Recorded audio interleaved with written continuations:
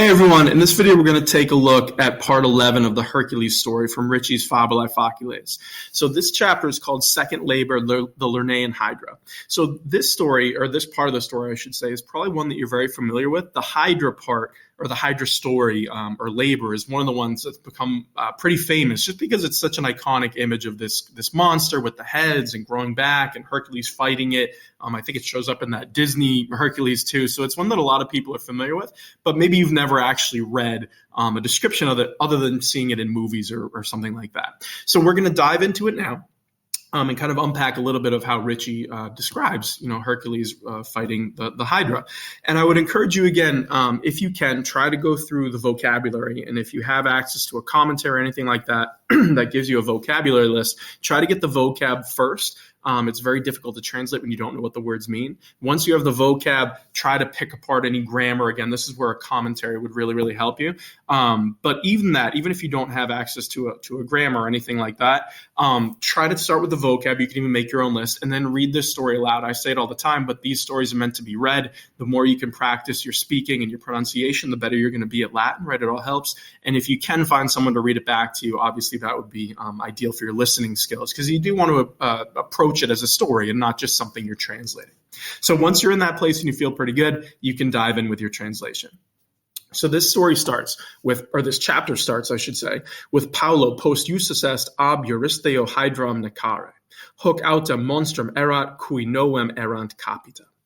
So here we have Paulo, right? And you have Paulo post usus est. So Paulo here means like a short time after is really what Paulo post means. So a short time after the previous labor, he was ordered, usus est, it's perfect tense, passive voice. And again, whenever you have the passive voice, you're looking for an ablative to tell you who's doing the action. Here we have what we call the ablative of agent. When you have the name of a person with the preposition a or ab, that's the ab Euristeo part, right? So he was ordered by Eurystheus, the king, to do what? Again, when you have the verb to order, you're looking, to order someone to do something. The to do part is the infinitive, which is necare here. So he was ordered by Eurystheus to kill the Hydra. Okay. Then you have this monster, hoc monstrum, right? You could say this was a monster. Might make sense. And you have you could say this was a monster. Who or for whom there were erant capita noem 9 heads, right? So it's talking about this monster, the Hydra. It's this beast with 9 heads is really what it is. Then you continue. You have Hercules igiter cum amico ialo profectus est ad paludem Lernaeam inqua Hydra habitabat. So Hercules, therefore, with his friend Iolaus, right? And this is part of the story that maybe you haven't heard. Again, if you've only kind of seen the Disney version, you might not know that Hercules went with a friend. Profectus est here is deponent. So he set out with his friend Iolaus to the paludum, to the marsh or the swamp, and it's Lernaeum, right? The Lernaean swamp or marsh, you might say. Swamp probably works best here. And it's the swamp in qua, right? You have a relative clause here, in which the Hydra habitabat was living or lived. Then you have the next part. You have mox monstrum invenit et quamquam res erat magni periculi colum eos sinistra prehendit. So soon, right, he encountered, or he found, you might say, invenit, he found the monster. So Hercules runs into the Hydra. And although, right, quamquam res erat, it was a thing, right? The race here kind of is referring to, it's talking about the Hydra. So you might say it was a thing or it was a beast, you might say. Race is one of those words that's kind of a catch-all word in Latin. It's kind of hard to put in here. So maybe thing kind of works best. It was a thing of great danger, magni periculi, right? So it's this genitive of description, right? It's describing the monstrum, right? The Hydra. So although it was a thing of great danger, meaning it was very dangerous, prehended, he grabs the colum, the neck. Eos here means of it, meaning the Hydra's neck. So you could say he grabs the Hydra's neck, sinestra, with his left hand, right? So in his left hand, his sinestra, right? And it's really sinestra manu is really what it is, this ablative of means. It's describing how he did it. So with his left hand, he grabbed the neck. Then you continue. You have tum dextra capita novem abscidere coipit, quotiens tamen hoc fecerat, nova capita exoriebantur. So then with his right, and again, dextra here is really dextra manu, with his right hand, again, it's an ablative of means, he began coipit to abscidere, to cut. Right? So he begins to cut off capita novem, the 9 heads. So the visual you want to get here is Hercules is grabbing the neck with his left hand. In his right hand, he has a sword, and he starts chopping all the heads off, right? That's kind of his strategy of how he's going to kill this beast, right? But we know that this is not really going to work. And you have quotiens, as soon as, or maybe even you might say, as often as, but either way, it kind of works. So tamen means however. So however, as soon as he had done fecerat, right, it's pluperfect tense, he had done this, meaning cutting off the heads, nova capita, new heads, exoriebantur, new heads were popping up, right? They were growing, rising, however you want to translate that. So as soon as he did it, the new heads popped up. It's an imperfect deponent. So the idea is you cut off one and more are popping up, right, are growing in its place. Then you continue, you have diu frustra laborabat, tandem hoc conatu destitit, right? So for a long time, diu, he was laboring, he was working, frustra, in vain, right? So for a long time, it's not working, right? The adverb there is in vain. So he finally, right, tandem, at last you might say, he stopped. So you have destitit, right? So this was the verb desisto, which means to like literally desist in English. You might say like cease and desist. It means to stop, right? So he stopped hoc conatu, right? He stopped from this attempt, you might say. A konatu, is talking about an attempt or an effort, right? It's a fourth declension noun. This is really the ablative of separation. That's why it's an ablative. He stopped from doing this is kind of the idea. He stopped from this attempt. So he's not cutting the heads off anymore, okay? Then you have dende arbores sucidere et ignem accendere constituit. So then, or next, constituit, he decided, right? He's making a plan, a new plan. So he decided to cut down, right? So sucidere means to cut down or to cut off. So he decided to cut down arbores, trees, and accendere, to light a fire is really what he's doing. To kindle, I guess, kindle, light, one of those verbs will work fine. But he decides to light a fire, meaning he takes the tree, he cuts the branches off, and he's making basically a torch out of these trees. Then you have hoc celeriter fecit et postquam ligna ignem comprehenderunt face ardente cola adducit unde capita exoriebantur. Okay, so quickly he did fake it, right? Perfect tense. He did this, hoc, meaning, he cut down the trees and made a fire. And afterward, postquam, you have ligna ignem, okay? So here, the ligna part is wood, and ignem here means like fire again, or you might even say like burning, is kind of one way to do it. But ligna is the neuter plural, okay? So he comprehenderant, right? He decided, right? Is kind of it, or no, not decided. Sorry, comprehendo means to grab. So he grabbed the branches, right? And they're on fire, right? So he grabs these burning branches, you might say. And now that I'm looking at it, translating, ligna is your subject, so I had that backwards. So it's saying after the branches, the ligna caught fire, right? Comprehenderant ignem, literally they grabbed the fire. So it's talking about the branches being on fire.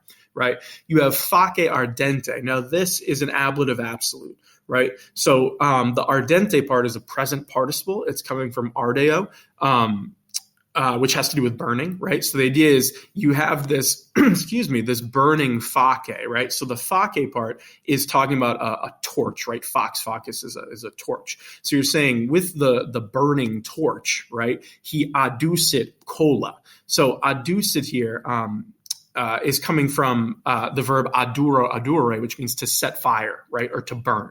So it's saying with the burning torch, the ardente face, he burned or set fire to the cola, the necks, meaning all the heads that he's cut off. He's cutting the head off, and then he's burning them is kind of the idea, right? Fire is what's going to stop them from popping back. So it's saying that he burns them, right? Unde capita exoriebantur, and it's saying the necks, unde here.